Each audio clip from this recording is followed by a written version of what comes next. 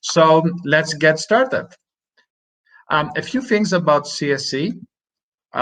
As most of you are aware, we are a global boutique firm with most of activities in North America, in Europe, but also other parts of the world like Middle East, part of Asia, Africa, and South America. We have very high and in-depth expertise in various areas of sustainability, like reporting, sustainability strategies, external assurance, social return on investment, carbon footprint. And we are leader in the sustainability education globally. We are very active in 5 continents around the globe in sustainability education, both in physical programs, but also in the online programs. So we are very happy to share with you the research findings about the corporate responsibility and the appropriate reactions of companies towards this pandemic and towards the new reality that we are facing.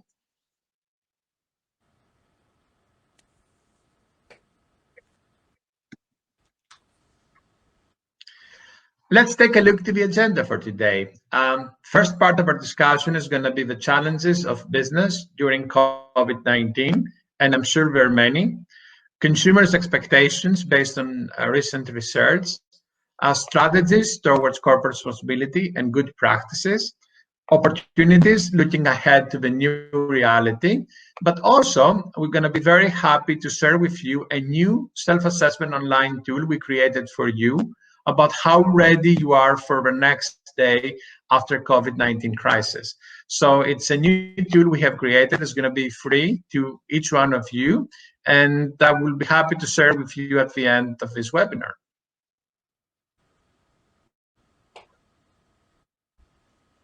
Karen is going to join me in this discussion, and I'm going to cover the first part, and Karen is going to join in a very, very active discussion.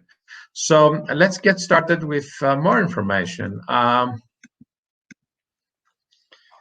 As you all know, the pandemic, and according to the World Economic Forum, has created a recession. Already, 170 countries for the first time are moving into a recession. This has never happened before, so this is a new reality around the world. And of course, this recession, we don't know how in depth it's going to be, how extended it's going to be, and how long the whole recession is going to keep. Important challenges are the timely response by the governments. This is very important factor. Demands on healthcare systems, availability to the public of the effective vaccine, and everybody's waiting for that. Limitations on travel and tourism, and of course, changes in social and consumer behaviors over the long term. There are a lot of leaders around the globe, like Bill Gates, that they say that these changes in social and consumer behaviors, they're going to be remain for a long time. So it's not going to be just, I could say, behaviors that then we're going to come back to them to the older reality after the pandemic. So this change is probably going to remain for a long time. Karen, your thoughts on that? Yeah, I think what's happening, Nikos, is we're seeing a lot of the short-term response being so productive that there is this risk of maybe not having the opportunity to think through long-term because of what you've just articulated. The pressures that are coming are going to be long-term impacts. So today, hopefully, will help you understand how to sort of respond or best set up to respond, given we're so much in the moment, there's so much out of our control, and without the absence of proof or a clarity on what we can expect, it really is hard to move organizations forward. So fully agree. Great. We call it the new reality, and that's a new term, which means that there are doubts if we will be ever return to the reality that we faced before the pandemic. So that's discussions that we have with other leaders around the globe. Most of them, they believe that this is a new reality, and the new reality with less restrictions probably is going to remain for a couple of months or even more than a year.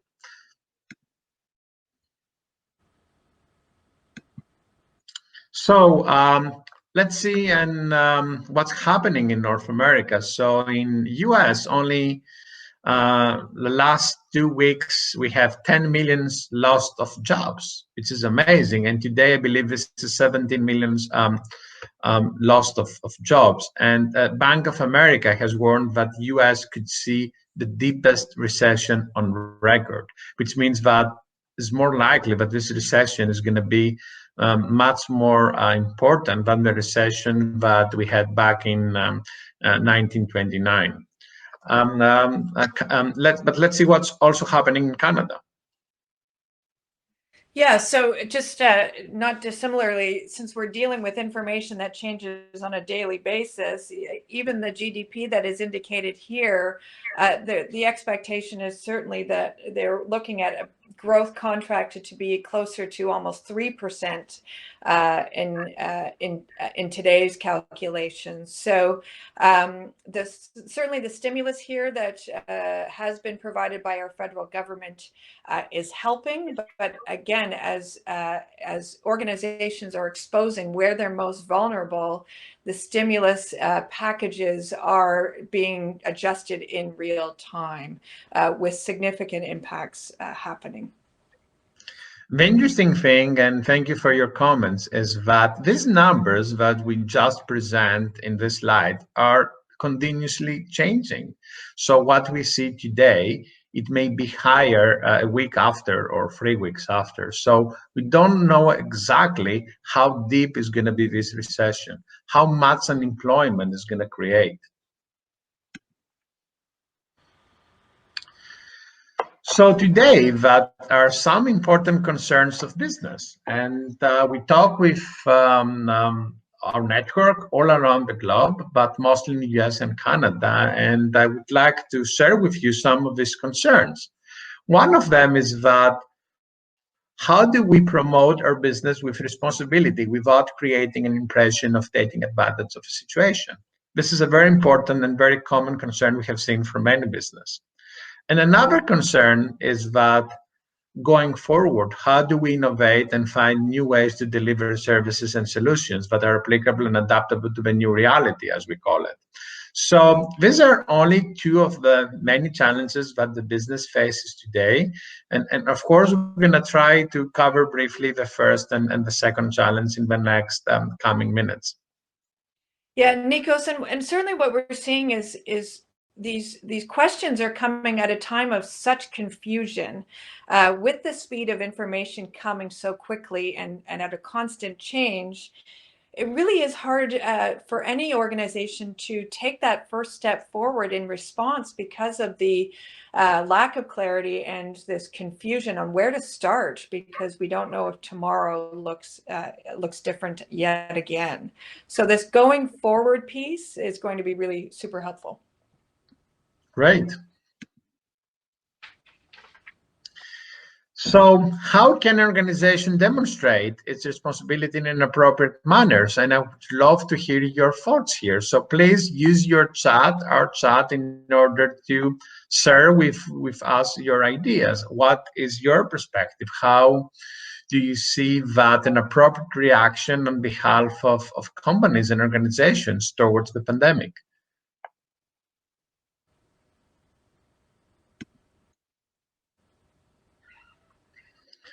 And moving to the most important part of this session, which is about the corporate responsibility and what should be initiatives that companies should do reacting appropriately and responsibly to this global crisis that we face today. I can see here some great ideas. By leading with an empathetic framework, showing empathy and understanding delays, especially with producers, protect workers. Fantastic. That's fantastic ideas, and I would love to discuss that with you. Support our vulnerable employees, donate. That's great ideas. Let's share some of them in this presentation.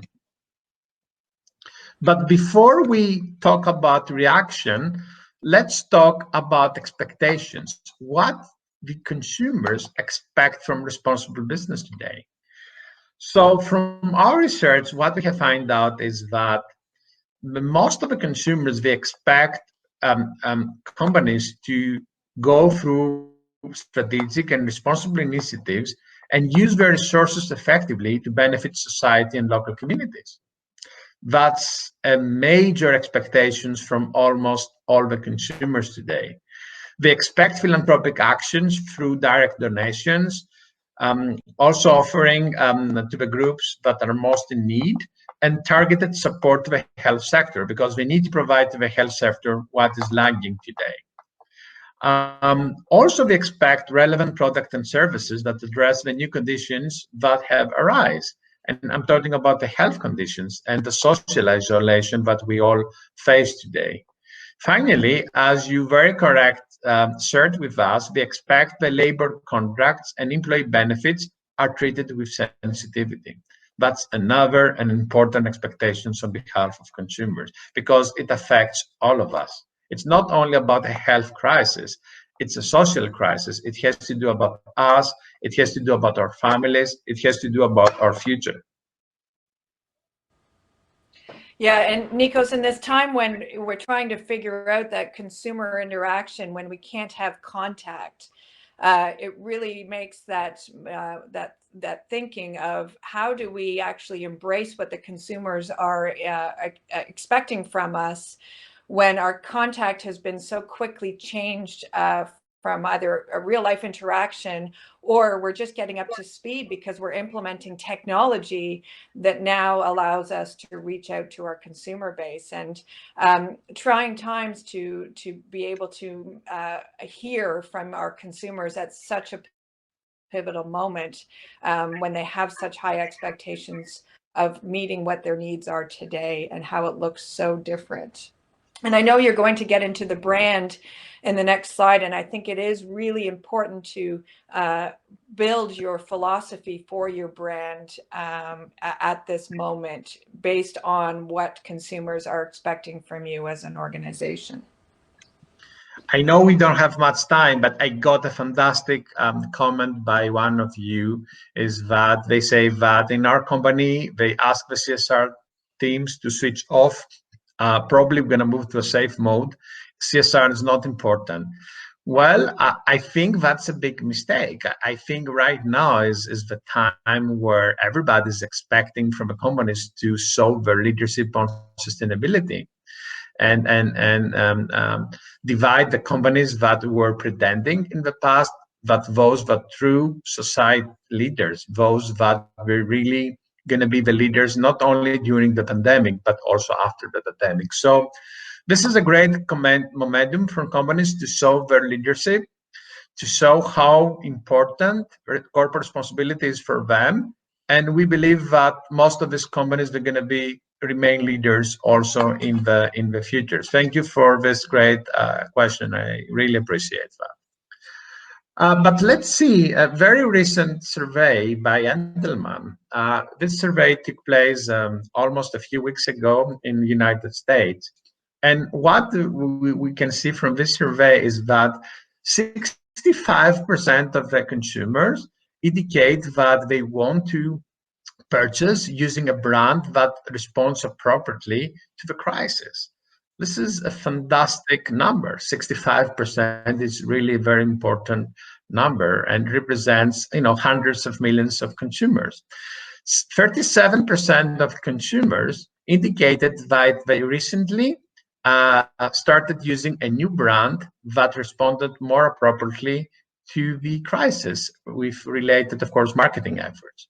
And 78% of the consumers said that they likely trust an expert or scientist perspective than those of celebrities or social media influencers. So we can see that things are completely changing. So consumers prefer companies and brands that have an appropriate reaction towards this pandemic. And Nikos, I'll share that one of Canada's largest companies called Maple Leaf Foods their CEO has been very upfront and very visible in this time with a huge investment from Maple Leaf on a lot of different levels. And their comment was really interesting because it was sharing that the real focus is on the doing. It's not advertising what we're doing. And I think that's really a powerful motive for all leaders, especially as I'm hearing from those that are attending this webinar today. The spirit and enthusiasm for empathetic leadership at a most vulnerable time, really like hearing and being aware of the societal changes. It's not a time to sort of express your brand as being better. It is about your brand doing better. And I just thought that was a really powerful notion that was shared in the Canadian landscape specifically. But I would also want to just articulate the perspective of having or building trust for your brand and really using evidence or the science behind this as being the authority to what your steps should be taken. And this is why I love to see that it is that type of expertise that is being the influencer today. It is not the celebrity. It is now the new celebrities, our scientists and our researchers. That's a great comment, Karen. Thank you for sharing this Canadian perspective. But let's take a look to what are the 4 appropriate steps in order to react to this crisis. The first step is show up and do your part. The second part is don't necessarily act alone. Identify other parties or other organizations that are going to work with you and maximize the impact of your donation. The third one, which is really important and relevant to what Karen says, is solve, don't sell. This is not time for aggressive marketing. This is not time for aggressive communication. It's about communicate about your solution. What was your help? And finally, provide communication with facts, emotion, compassion, and more data that you can share with your audience. These are the 4 steps that we strongly suggest for all of the sustainability professionals and all communication experts to follow in order to communicate their sustainability initiatives.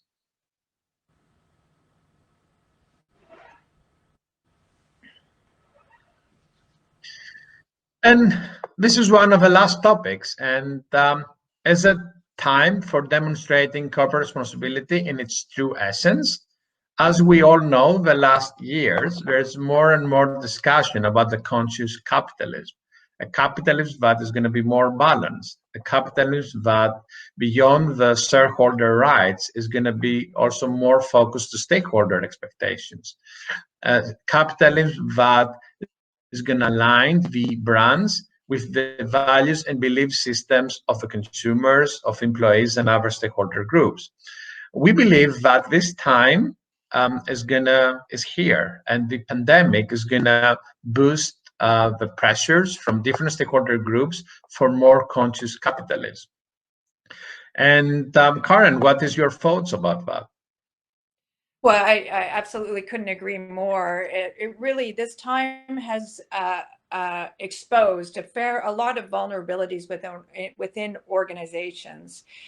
And those organizations that weren't values-based, purpose-led, or not consciously making choices to be socially responsible, they're going to be the hardest hit and the hardest able to respond and recover into our next economic forum post-pandemic. And I truly believe that those with this absence will prove that, and we'll just have a difficult time being able to pivot in tomorrow's world. Yes, that's great, and we strongly believe that during the recovery phase, during and after the pandemic, that climate change and social impact are going to be 2 areas that more and more efforts and concentration is going to take place. We don't believe that climate change and social impact is going to have less interest during and after the crisis. We strongly believe that they're going to have even more interest during and after the crisis, and at least that's the evidence that we have so far. Yeah, Nico, so you're absolutely right. This is not our last our last major consideration. We are going to be witnessing these types of transformations through the impacts of climate change, through the impact of a potential next pandemic, and through inequality. And this is where I'm seeing comments in the feed about the importance of CSR remaining such a huge strategic element for organizations going forward, because this is not the last that we will see. And this is why a socially responsible or sustainable mindset is best set up to set an organization's path for the future and for resilience. Which I'm happy to take on into the next few slides, is in this time when we are not able to control, in a time when we have such pressures being put upon us, we have seen really some core actions being taken by organizations in 4 different ways through this pandemic. And it has happened for a couple of reasons. One is that the organization has had this huge potential to mobilize their resources, and that may be money, or in most cases it is people, but also in the ability to think quickly, having this agile ability to be innovative with their institution, the way it's set up, and pivot accordingly. So what do I mean by that? If we look at one of the core responses is those organizations that have maybe changed their production line or halted their production line to create new products or services, or meet the demands of products and services that are required to actually treat patients in the healthcare institutions. So organizations have made this transition to make ventilators instead of automotives at a time when the response is needed. And that's where organizations with that infrastructure has been able to do that. Not every organization can, though. And so what they are able to do is maybe create more of a shared value proposition for this moment in time, where they can maybe shift their production line to be used for the creation of hand sanitizer versus the creation of alcohol in a gin distillery, as an example. So using the same systems that they already have set up, but create a new product in order to meet the front line and support the healthcare workers, or support those that are interacting with healthcare on those front lines. Another example of sharing that value is organizations that have huge parking lots, as an example, being used to set up ad hoc healthcare institutions or testing centers for COVID. Puts zero risk to the organizational structure, but at a time when something is left empty, utilize that space for the need that is required. Same sort of thing in the tourism space, where hotels have opened up to host individuals that may be quarantined, or host individuals that can't get home but want to remain safe.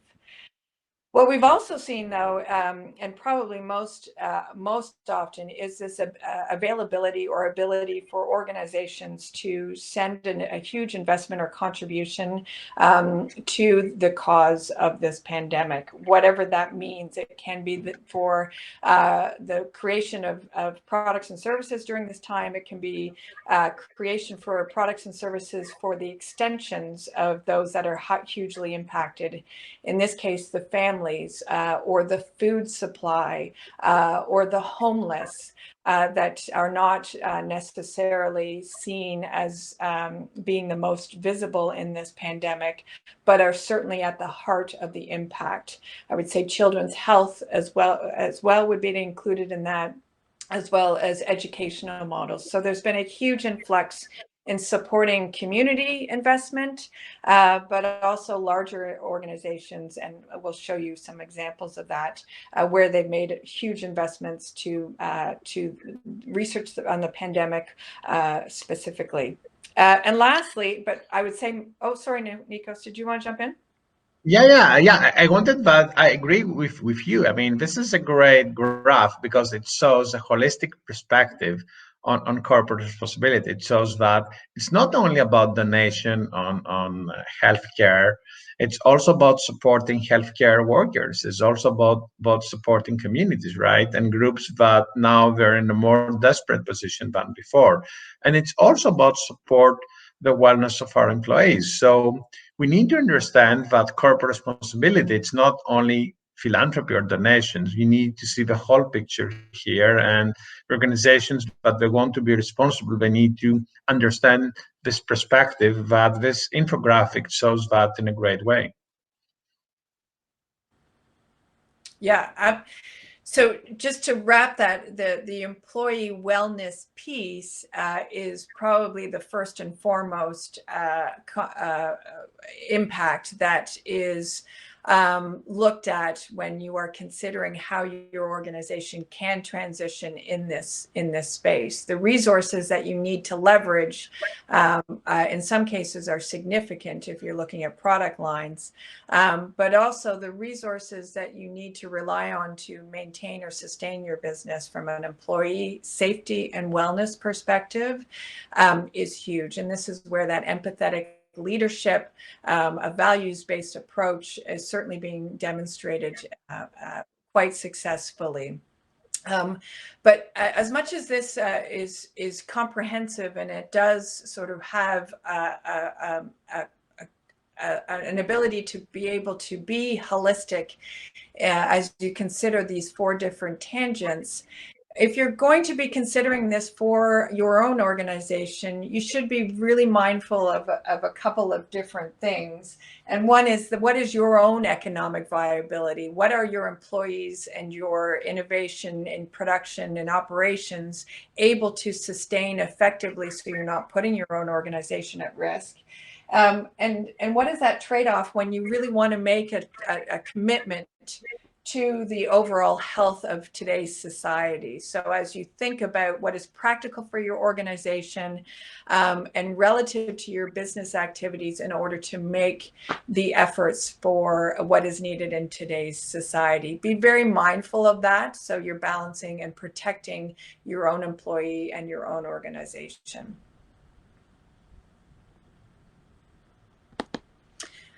So this is actually a great moment in time for the UN Sustainable Development Goals. It's a reporting protocol that has been in place for the past almost 5+ years now. And for you that are on this webinar, your organization may already be contributing in a reporting protocol towards the SDGs. But it is certainly a huge opportunity to utilize the UN Sustainable Development Goals if you are considering what it is, what is at stake, but also what's the opportunity for you as an organization to contribute. And here we just have a couple of examples of ways that organizations that we've talked about or shown how they're making impact are actually really making a strong demonstration towards improving the levels of education, as an example. Certainly good health and well-being. As much as we may think we're at a time where the health is at risk, we certainly need to make some huge contributions to that SDG as well. Nikos, you certainly have a lot of experience with reporting protocols. Is there anything you would like to add with this? Yeah, I would like to add that the number 3 goal about good health and well-being is really, really appropriate right now. And more business should stick to that because it's a goal that really presents the situation and where we stand right now. So I believe that more and more initiatives that are taking place by companies is going to be under the SDG number 3 here, because this is what we needed so far, and that's what we need more and more.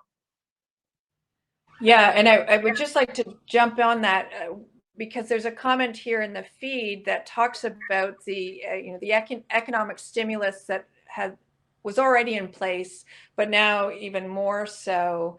The understanding of sustainable development in the original stimuluses that were already put in place, that's not going away.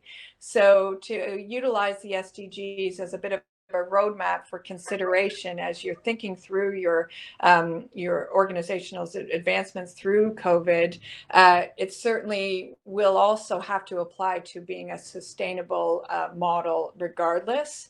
That impact of the stimulus is not going away. So what I'm hoping is that people on the call, or sorry, people on the webinar today can see themselves in some of these examples that we're going to take you through. Really, those organizations that are really high level and certainly significant globally, what steps that they've taken to inform those sort of that holistic approach to healthcare and impact to your organization and impact to your employees. And these slides cover all of those different areas. So you certainly have a lot of focus here in some of the text in this tech space about its contribution to employee wages, given that these organizations are most likely to, certainly seeing a spike in their products and services due to COVID.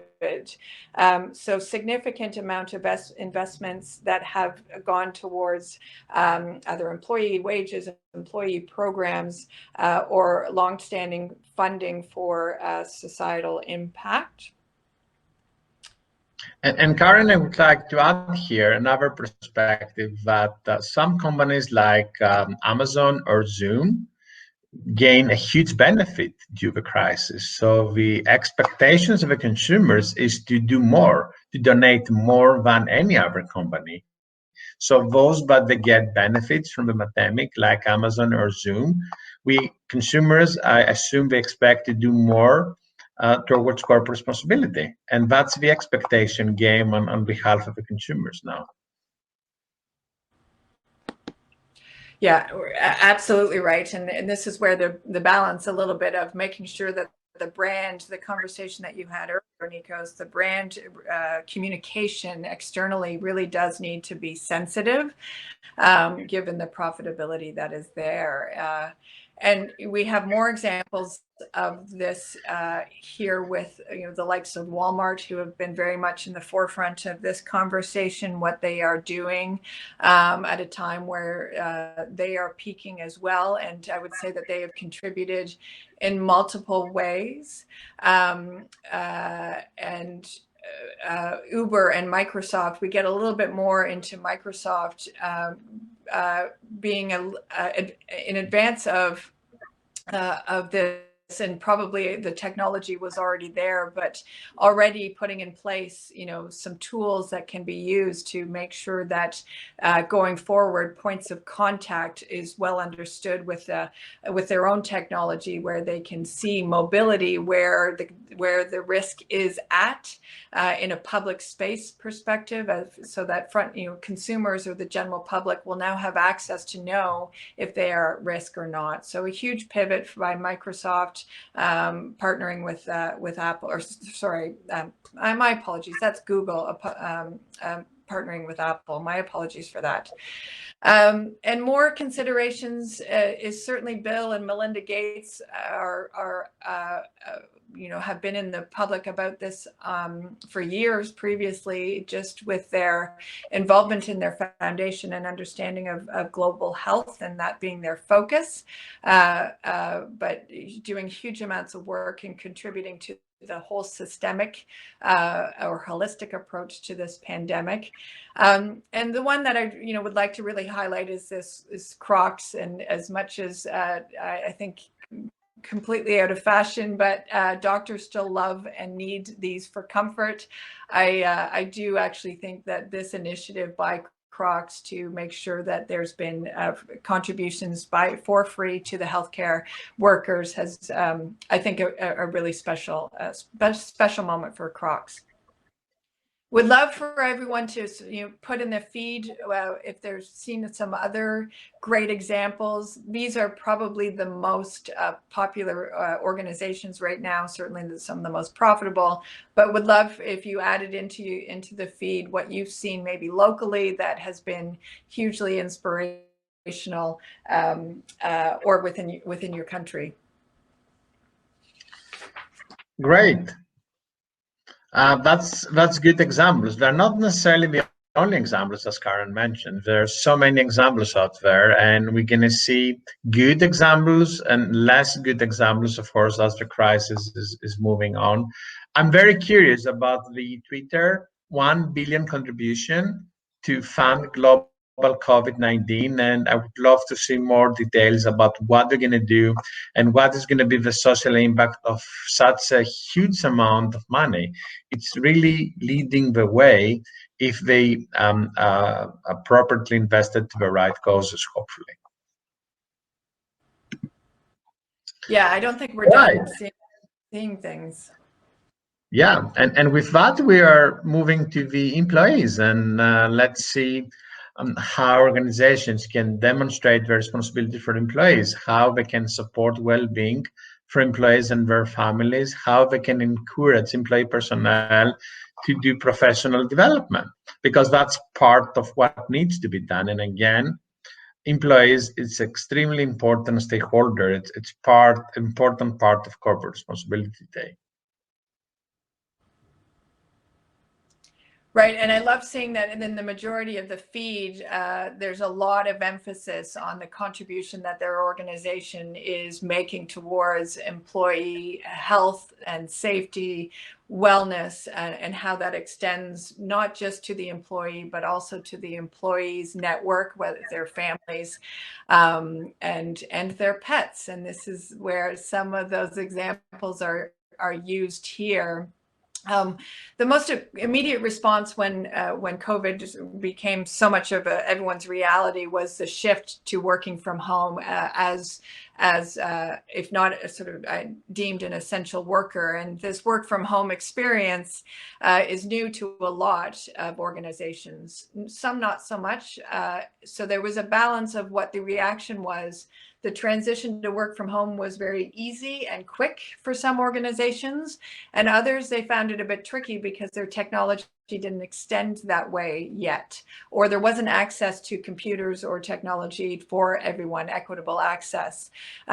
So I would say the work from home experience is certainly what has been put on as the biggest pressure, but it has sort of resulted in a new style of employee engagement. And some of these are the best practices around that virtual office culture.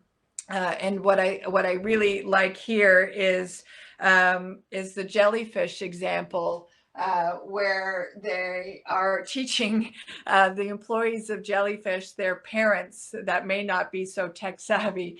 The IT department of Jellyfish is actually going that extra mile and making sure that the parents and maybe even the grandparents of their employees are technologically savvy, so that we can all get on a Zoom call and have our grandparents be there too. So I found that to be really special. Karen explained in a great way what could be some great examples of good practices on corporate responsibility towards employees' well-being. One of these practices is the personal development. A lot of employees, they expect that the companies are going to spend more resources to their personal development during COVID-19, and are going to invest more in the online education, because online education is the new thing today. We believe, and we have seen from a lot of companies, that they're moving towards online education faster than ever before in the history, because digital it's the new thing.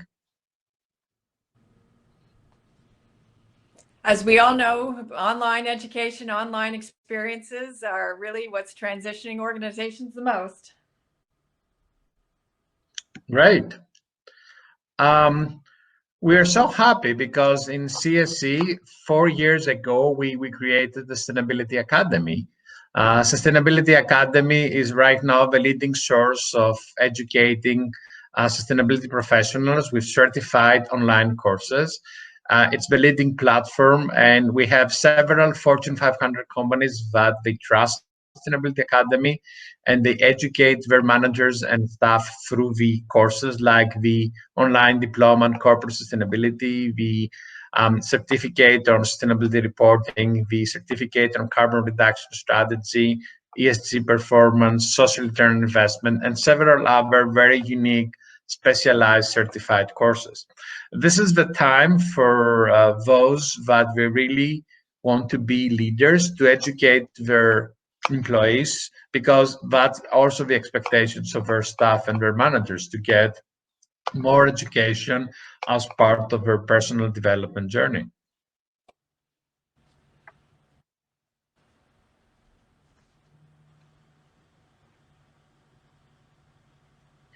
And with that, let's move on to one of the last slides for tonight, opportunities for looking ahead to the new reality. So how the new reality looks like. Let's take a look here. We're going to have automation of multiple operations resulting in reduction of damage of the environment. That's the positive things. And a lot of business, they need to change their business model. We're going to have reduction of unnecessary work traveling. That is going to help the reduction of carbon footprint, but also operational costs. We're going to have increasing procurement from local suppliers. Adoption of remote working programs in almost all sectors. I mean, we had remote working in services sector, but now it's going to move all away in all different sectors. And finally, we're going to see switching activities to web services and online solutions. These are some of the changes that is going to happen, and all these changes are going to be permanent changes for the next coming years. What is your thought, Karen, on that? Yeah, I think after seeing all of the quotes and comments in the feed, I think we should probably add one more, and that was to be have leadership turn to being more purpose-led, finding their purpose for their organization, just given the experiences that they've learned with how to mobilize their employees quickly, let alone respond to the consumers. So I think the other new reality is a even greater shift than we have just previously seen towards purpose-led organizations. Great. So we're moving to the end of this webinar. Let's summarizing. So what can companies do? So the first act is act with responsibility towards society.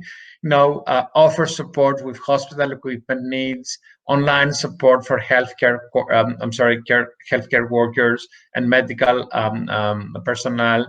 Offer support to population and groups in special need of assistance, and offer free products and services to their clients. About acting responsibly towards employees, they can consider initiatives for wellness of employees and their families. Families, it's part of the stakeholder groups because they represent the employees, and continued personnel and professional development. These are some of ideas that we discussed during this webinar. And we hope we have been able to show you a holistic perspective about corporate responsibility and provide you some fruitful ideas about how you and your companies could react more appropriately during this crisis, but also after the crisis.